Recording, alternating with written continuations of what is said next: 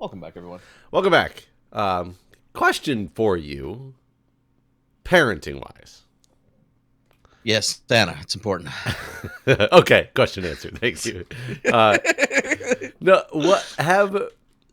since you have a daughter who's older than, my oldest son, I'm sure there's been a time, maybe not, maybe you're lucky and there's not.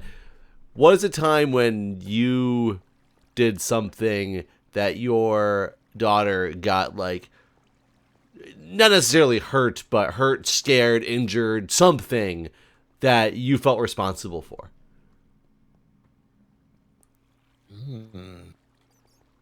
Oh, one time. There's been one occasion. Whenever she was really little, she was in the bathroom with me, and I was pulling a towel down, and the hook on the top of the door that holds the towel came off and banged her in the head. And it hit her hard. I like how you preface that afterwards with a laugh before you continue. Because it knocked the shit out of her, and she cried, and she still brings it up. And she was 2 years old, and she'll still bring it up and be like, "Yeah, I still have a knot here where you hit me with that hook in the bathroom." You hit me with the hook. I'm like, so, you don't have a knot there. But you don't feel like you were really responsible for that, though. That wasn't like. No, I felt awful, it sucked because I made it happen. I should have been paying better attention when I was pulling the towel down. So you pulled the towel down and the hook came off. Yeah. I was pulling the towel down. I thought you meant she pulled it down. And it, no, I was pulling the towel down, and the hook came with the towel, which I've never had that happen ever again since then. Something about the physics on that day just fucked her over. Okay, so that's my occasion. I've definitely had times with my son where he's gotten hurt. And is it things like, in theory, like he was running back and forth on the couch one day, like the worst time that he's ever quote unquote gotten hurt? And granted, he hasn't gotten hurt much, which is good. This was probably the worst time, which is still minuscule compared to, kids who actually get injured. He was running back and forth on the couch, and we were kind of like letting him because he was just running back and forth on the couch, having a good old time. And he tripped and flew forward and smashed his teeth into the table that was next to the couch. And instantly he was bawling. We picked him up. He was bleeding from the gums. And then it turns out that was funny. That's when I knew my kid was a trooper, because as he's bleeding and crying, I was like, "Oh my God, buddy, are you okay?" And I had him in my arms, and he just shook his head, yeah, and he goes, "Yeah," in between his tears. And I was like, "Oh, dude, my dude's a trooper." But and so he had he had a little bit of a cut on his I don't know if it caught his lip or his gums or whatever, but he hit hard. But that's one of those things where it's I wish I was closer and could have caught him, but at the same time you can't really stop him from running around and doing things like that. So I didn't feel responsible for it, but I still felt bad, of course, because it's right. It's something that happens.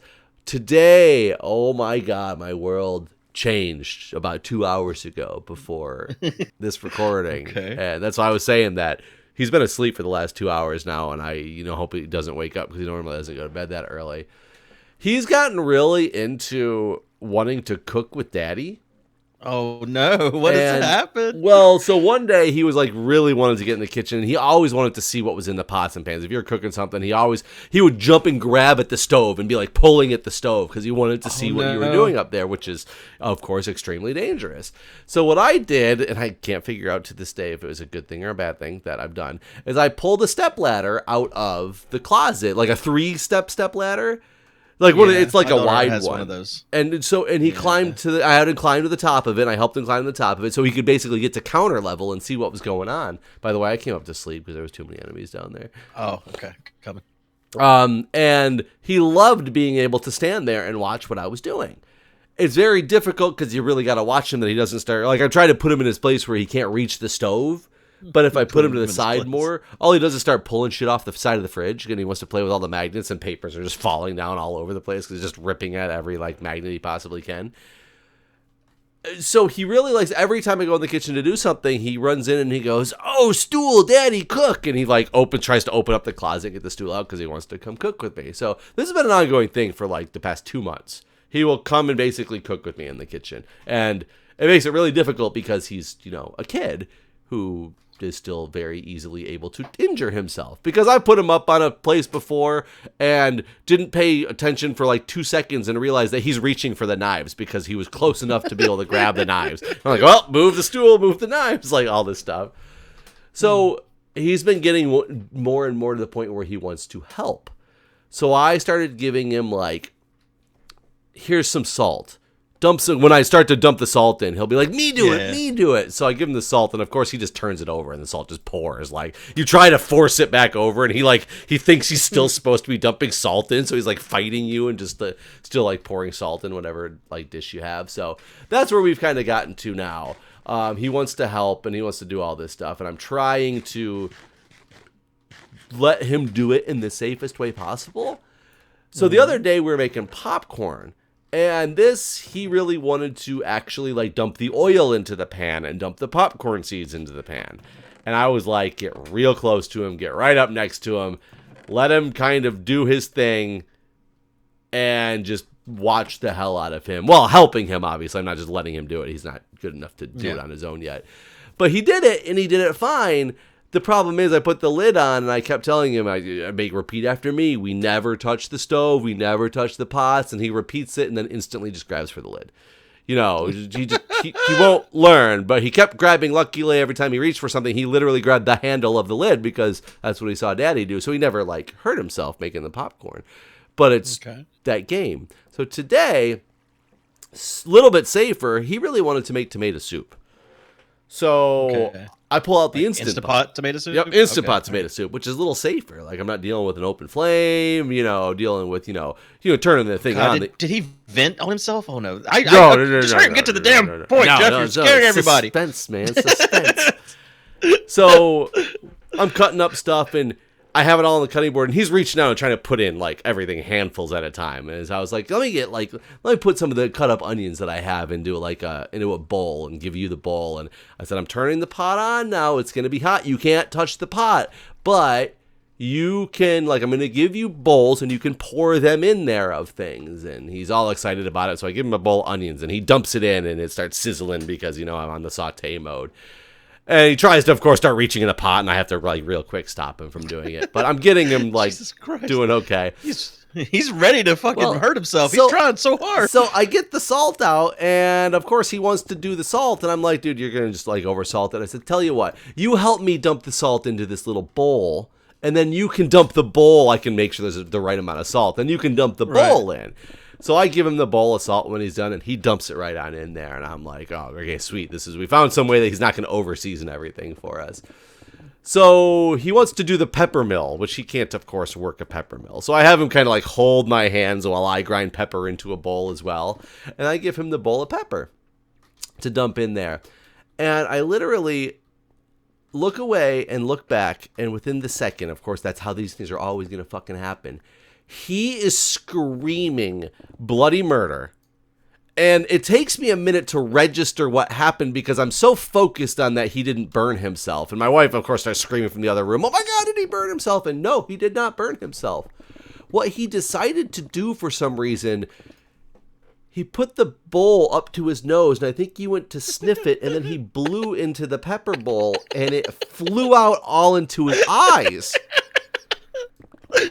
So he's got pepper now in his eyeballs, and he is screaming bloody murder, and all I do is, make it worse because I grab him and I run him to the sink, and I start forcing water through his eyeballs, just for 10 minutes or whatever, while he's just crying. He's blowing snot bubbles. You can tell his eyes are just burning like he basically got pepper spray. Oh, yeah. I ended up finally get him to somewhat calm down, and he's basically falls asleep on mommy's chest crying, and I'm like, buddy, are you okay? And he just keeps shaking his head yes. I'm like, will you open your eyes for me so I can see? And he shakes his head yes, but he won't open his eyes. So basically I force his eyes open, which makes him cry again, and see one of them's really irritated. So I went up and started a bath, and I'm like, we need to put him in the bathtub, and I just need to let him be angry at me and basically flush as much of this in his eyes as I can. Right. Which is what I did, and then Mommy went and laid in bed with him, and he fell asleep, nursing with Mommy because, he just needed comfort at this point, which, I was okay with because he was so, out of it. But even though I didn't do it, I feel so responsible that like I started crying at one point because like when I walked out of the room, like not in front of him, I like walked out of the room and went downstairs, and I'm just like, you know, tears are coming down my face because I'm thinking like I just like, how could I let this happen to my son, even though there's nothing I could have really done about the way the situation went. He's not permanently damaged from it either. No, and I had to do some research online just to make sure that there was nothing special with Pepper that like kept burning or something afterwards, and everybody pretty much says just flush it, no need to call a doctor, no need to call poison control, just basically deal with the irritation. Like good luck is pretty much what they say. Good luck with your screaming child for a while now. God. But oh my God, I like now I'm gonna be scared to let him do anything again. And that's not. That's no. Honestly, I think it's a good thing. Well, I mean, in a bad way, but it's he has now learned a lesson. And I guarantee he'll never do that again. So the thing is, it all happened so fast. I'm not 100% sure he's gonna learn like what he. I don't know if he blew in the pepper bowl or if he was just trying to sniff it. And kids when they sniff, it's an in and out. They're not just like right. Like, is that what he did? And that's like, he doesn't realize that it made it blow. Does he think if he smells anything, it's going to start burning his eyes now? Like, I have no idea what he's going to say tomorrow about this whole like incident experience. If he's going to hate daddy forever because he associates me now with burning eyes and like. My daughter messed herself up one time at the Mexican restaurant. She always liked to eat the salsa, and this particular time I told her, I said, I think it's too hot. I don't think you're gonna. And she was probably 2 or something at this point, 2 or 3. And me and Crystal both told her it's too hot, and she was very adamant about it. And so she started eating it. And we always order cheese dip too. And so her cheese dip came, and I was like, you really should just focus on the cheese dip. Like, eat the cheese dip. Don't eat the. But she really wanted to eat the salsa. And after about the 6th chip, she realized it was too damn hot, and she started crying. And I was like, I told you it was too hot. Like, I don't know what to tell you. You were told. So she kind of cried it out. This is your own lesson to learn at this point. Yeah. Oh, I feel like. It's so good because I know I'm a rational person. I know that like there's nothing I really could have done about this situation. It's not really my fault, and it's not that bad in comparison to the bad things that could have happened. But I still feel like I failed. Yeah, this whole fucking story was a goddamn roller coaster. I mean, everyone's expecting him to burn boiling water on him. Who knows? And that's the thing is, it's been 2 months of him cooking with me, and I've been so good that I'm surprised he hasn't at least touched something hot yet to even kind of go, ow, like not like to have a serious injury. But that hasn't even happened because I've been so meticulous about making sure I try, and it doesn't mean I'm going to be that way forever. It doesn't mean I'm going to catch every little incident, but it scares the crap out of me so much that I'm so focused on that. I didn't even come to think of the fact that I thought once I gave him the pepper, there's nothing that can go wrong at this point. What's a little bit of pepper going to do? Oh shit, a little bit of pepper is going to do a lot to your eyeball. That's fantastic. For sure. And now I got 2 of them, and I'm just like, am I gonna ruin both of them? Like, both gonna get pepper in their eyes. Probably. I remember my grandma and I would help my grandmother cook, and I definitely did the whole touching the hot pan and burn the shit out of myself, and I learned don't touch it. I still remember that. Well, and honestly, I think that's why he keeps reaching for the pans. It's because he hasn't learned that yet. Because I've not let him learn that. I also think that, and it's kind of like a double-edged sword. I think that's why he's so unstable and unsafe going down the stairs, because he feels invincible with doing it. He wants to go down the stairs. He wants to jump and like roll down the steps as if nothing's going to go wrong. And it's because we're always holding his hand and making sure when he falls, we're there and like pick him back up before he falls down the stairs, He's never hurt himself doing those things that maybe we're protecting him too much. Maybe I should just push him down the stairs one day. Like, that's what it feels like, buddy. Don't do that. I let my daughter fall off the bed one time. Like on purpose or... Well, I watched her do it. I grabbed her last second thinking that I would save her. And didn't work out very well. I grabbed her foot, and then so basically her head banged the rail of the bed. So she basically hurt herself more than she would have if she had just fallen off. Like as she was doing, I kept telling her, I was like, her if you're gonna, trajectory. yeah, basically it made it worse. I kept telling her that I was like, you're gonna fall, it's gonna hurt. I wouldn't do it, and she just kept laughing at me, like, and she kept saying, it won't hurt. And like I put some like blankets down, like because I was like, all right, I'm gonna let her fall. She got to fucking learn. And then, then I made it worse and made her bang her head. Yeah, Jack's fallen off the bed 3 times now. Once actually recently, which was very random. It was he fell asleep in bed with us, taking a nap, I think, and I like got up and went and did something else. And apparently he rolled off on my side of the bed because he thought I was still there and like rolled onto me. But apparently he didn't care. There was a thud. My wife looked over and was like, he's now sleeping on the floor. And that was it. Like, he didn't seem to care at all because he was, 2 years old. He's a beast now. He can handle like stuff like that. But yeah. he fell off when he was young and, younger because, parents having bad habits and things like that. He was a very difficult to deal with baby, constantly crying, just wanting to be held. And he wouldn't go back in his bassinet one night, and wife fell asleep with him in her arms in the bed, and when she fell asleep, she relaxed and he fell. And we were so concerned that he was going to be hurt. And it was funny because and I'm sure she felt the way that I feel about this whole Pepper thing for like days. Like she was upset and crying because she felt like she did something wrong, and it's now I have that emotional, state. Hopefully it doesn't last for days. But as the emergency medical person, she's a doctor as well, but she, of course, had motherly instinct where she just picked him up and just hugged him and was like, I'm sorry, like crying. And I'm like stealing him from her because I'm trying to check him and make sure he's not injured.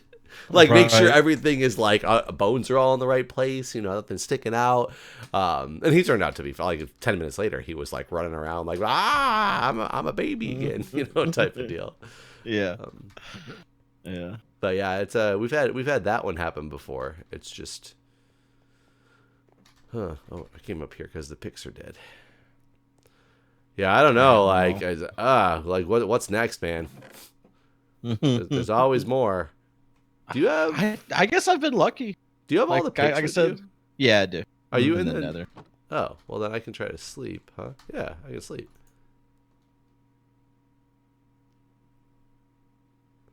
Yeah, you've been lucky that not much has happened. And your daughter has very rarely gotten sick too, right? Yeah, no, she's only been... And that's the messed up thing too, is the one sickness that she had was the damn flu. And that was after we had our flu shot last year as well. Oh, I mean, but the flu shot, it's like... Yeah, I know. I know. Even though you think I'm an anti-vaxxer because of Santa Claus and all that stuff, the flu shot's a whole different thing than a real vaccine because the flu shot is guessing at the strain that's going to be the most prevalent one during the year. Versus, it's not like she got hepatitis B because she didn't vaccinate her or something like that. Right. Right. Yeah, I mean, Jack, I know you think that Jack's been sick all these times for some odd reason. Like he's been sick to the point where we can tell that there's something not right, but we've never had to take him to the doctor because of illness. All right. It's always been like... I decided, honestly, whenever we talked about this before, to me, it made sense that he probably is exposed to more things because you guys both are working in the medical industry, that it's more likely for him to get sick than the average child, I would imagine, which is not a bad thing because I feel like it'll probably build up his immune system. And I think that's absolutely accurate. It's just like when I started working in the hospital, I have not gotten sick. I hadn't gotten sick in multiple years prior to working, and within the first 6 months of working as a nurse, which happens to most people, I was laid out with, the worst case of strep throat ever, because I've been exposed to it by so many people that I hadn't previously been exposed to it by. And I've basically not been that sick again since. But yeah, so he's getting all those germs that we're bringing home from the hospital and things like that when we work clinically. And yeah, and now There's no reason to ask Jeff if he vaccinates. That's a dumb question. Of course he vaccinates. Though it's really bad because there's all these... there was a picture on Reddit of this nurse wearing a mask at her hospital because she said that what she wrote on it, no, I'm not sick, but my hospital shames me for not getting the flu vaccine. And of course, the comments and something like that are, a lot of people who understand the need for healthcare professionals to get the flu vaccine. It's not to protect the healthcare professional per se. It's to protect the people they take care of. You take care of this vulnerable population, and you might get the flu, and it might not even affect you that much, but you're going to transmit it now. Like, that's a terrible thing to do. And people had brought up about that with another Reddit post that happened a couple weeks before, where these two nurses were talking about flu season and how they hadn't gotten the flu shot in years, but they just signed each other's flu shot signatures off, so their hospital thought they got it, so they didn't have to wear the mask during the during the flu season. That's bullshit. And people were bringing it up like these things. It's kind of amazing, like how the Reddit community was so against these people for doing this. When there's always communities out there where people are like, yeah, stick it to the man. Don't listen to them and do their things. Don't let them shame you for having your own rights. No, the Reddit community on this stuff is like, fuck you for trying to ignore science and affect other people. I didn't get the flu vaccine for most of my life, honestly. I didn't either until I started joining the healthcare industry, and I still didn't think I needed the flu vaccine. I mean, it wasn't until 5 years ago, maybe, they started making it mandatory for healthcare professionals. It was just an optional thing that you had before. And I didn't know it was mandatory. Oh, well, it's so at my hospital, it's mandatory. The only way around it, which I still don't agree with, is with a religious exception. There's other hospitals who make it mandatory, but it's optional, but if you opt out, you have to wear a surgical mask for the entirety of flu season when you're, at work. I mean, I don't understand the reason for opting out. People are stupid. That is the reason for opting out. I argue with people because my fire station offers the flu vaccine for free, but it's not like a requirement at the fire station. But there's a decent chunk of people who don't want the flu vaccine because they claim that the flu vaccine is the only thing that's ever made them sick in their lives, so they refuse to get it all the time. They don't understand how they work and what they're for, and that they're not for themselves. Like, in my opinion, no matter what, if you work in a healthcare professional industry, even if the flu vaccine was guaranteed to give me the flu for like 2 days, but the purpose of it is to protect the vulnerable populations that might die if I contact them with the flu, I think it's a requirement that you need to be willing to put up with. Right. I mean, you would just have to stagger your workforce and be like, this, 15% of people have to get it on this week, 15% on this week, to make sure everybody's not out sick at the same time. My grandmother argues with them every time because she doesn't like how if you're a 65 or older, you get a different shot, or is it a greater dose? It's the elderly dose, yeah. Just a greater dose. Yeah, same chemicals. It's a different dose. Same thing. Yeah, she argues with them every time. Like, I don't want the bigger dose. I just want the normal dose, and they won't do it. I don't know why she does that. I was going to say why. I like curiosity. Does she? I don't know. So, because she always says it makes her feel too weak and stuff if she gets the bigger dose. I think I told you this before. I'm not sure. My mother's a nurse. My sister's not, but I thought she had some. I'm already starting this story out bad, so I will stop saying what I was about to say. When we were getting vaccinations for my youngest or my oldest, when that stuff all came up, we were talking about, I don't know what came out, some article about anti-vaxxers or something like that, and we had gone home to Michigan for a trip, and we went on Michigan. We went home to Michigan for a trip, and I made a comment about how these anti-vaxxer people were pissing me off, and like how they're basically going to be the downfall of society, and now the WHO has confirmed that they are one of the biggest medical issues that we're going to have in the next couple of years are the anti-vaxxers. They're going to cause so many medical problems throughout the years coming up now. But so my thought process was correct, or at least the WHO believes in it. But right. They said something, all of a sudden they interjected and said something like, well, I'm not really against vaccines per se. I just don't agree with getting them on the schedule that they want them to have. It's just too many at once, so I make them do it at different intervals. And I'm like, And I was sitting there going, I was like kind of baffled. And my sister said this, and my mom's like, yeah, you know, it's kind of weird that they make you do it all like that. It's like agreeing with this. And I was like, what the fuck is happening right now? Like, like, Mom, you're a nurse. Brooke, you're, I thought, like, smart enough because you grew up in a medical family, you know, kind of, to know this. And my wife is there with me, who's a physician, and she just jumps in and goes, you know, there's no medical research that supports that you should change the interval at which you get, you know, these doses, because that's the way that they're supposed to be dosed. But they're not anti-vaxxers, but they've decided on their own that they just feel like it's too many at once if you get it on the schedule. So they get it on a different schedule, which is just weird that you're going to say, I believe in vaccines, but I don't believe in when you tell me I'm supposed to get them, and how many I'm supposed to get at one time. Because that still leaves people open to the possibility of, like, not being vaccinated at the appropriate time frame. Especially, people aren't going to really know. Like, they're going to assume that, I guess they're not going to assume they should be able to look at your medical record, but they're going to look at stuff and not be bundling you with, like, I don't remember which ones come together in the schedule, but they're not going to look when you come in for your 2-year visit for some of the vaccines you didn't get at your 18-month visit, because they're just planning on getting you your 2-year vaccines or whatever they are. Yeah.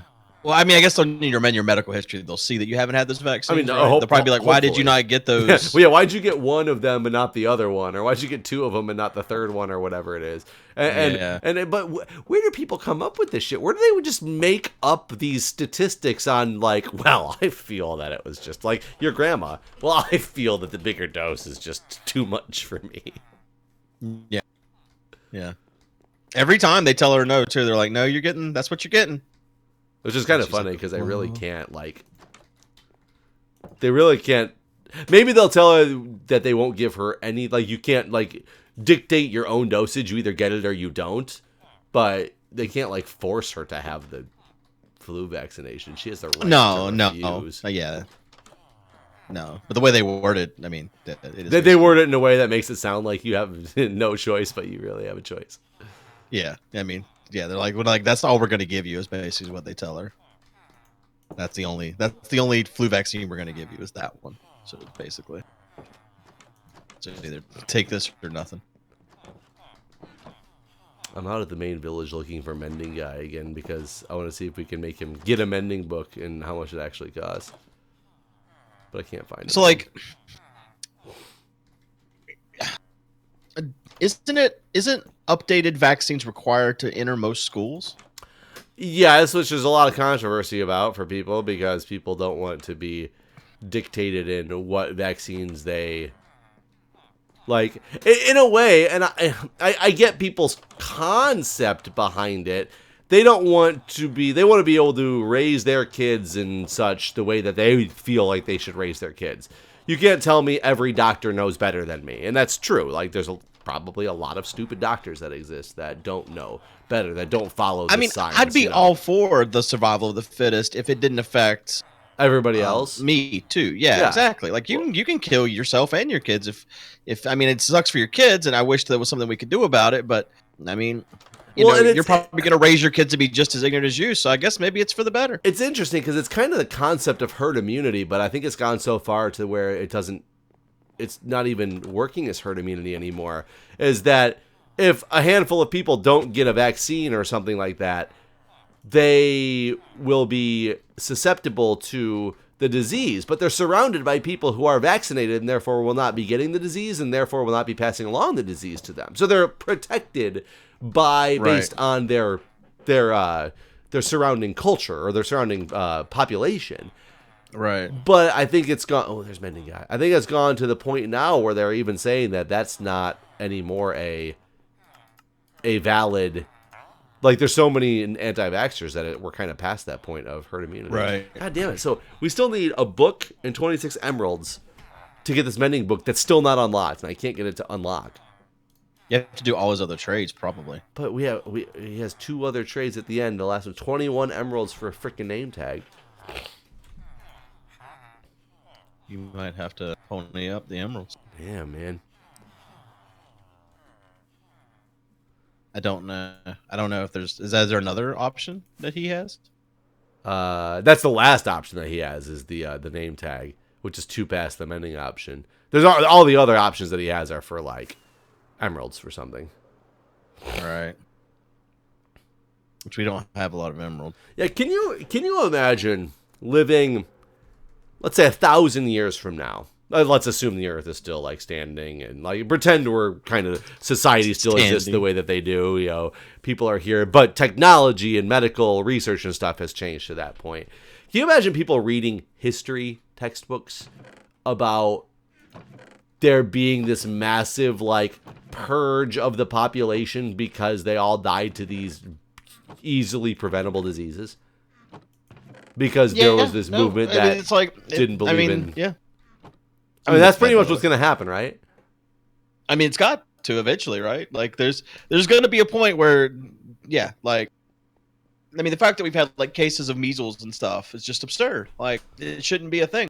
Like around here, there's a lot of. I was talking to someone about this the other day on some recording. There's a bunch of homeschool. There's a homeschool organization, and I've overheard them talking about the fact that they're anti-vax people, and so like they go to a lot of like before my daughter was in school, there'd be a lot of things. I'm in the bed. I don't know if you're near one. But there'd be like events that happen at the library, or there's a state park nearby where there's these things happen, and so the homeschool organization goes to all these different things. And I always like kept my daughter from these people. I flat out told her like, these kids, see these kids right here? You do not play with those kids. Are you really in a bed? I got knocked out by a zombie. I was like, no, and that's like the way it, kind of needs to be. And I'm sure, as with everything, we've offended people in this video because there's probably anti-vaxxers who watch this channel who are very offended by what I say. And, a lot of times I will sit there and say, I apologize if I don't believe in the same thing you do, especially when we're dealing with Republican Democrat things, because that could be taken like more in other ways. For this one, for you anti-vaxxers, I'm sorry. I do not apologize to you. If you're offended, do some fucking research. Like that's the thing is they'll say they've done all the research and all this other garbage. But yeah, no, I'm right there with you. If someone unsubscribes from my channel because they strongly believe that they're doing the right thing, then good for you. Goodbye. Yep. Totally fine. Don't need you in here anyway. God, it's people. Yeah. And with that, now that we've gotten rid of a couple more people, we're out of time, everybody. Do we always like to end things with, on a downturn? Yep. Just a mass unsub at the end, please. Thank you. Yep. Bye, everyone. See ya.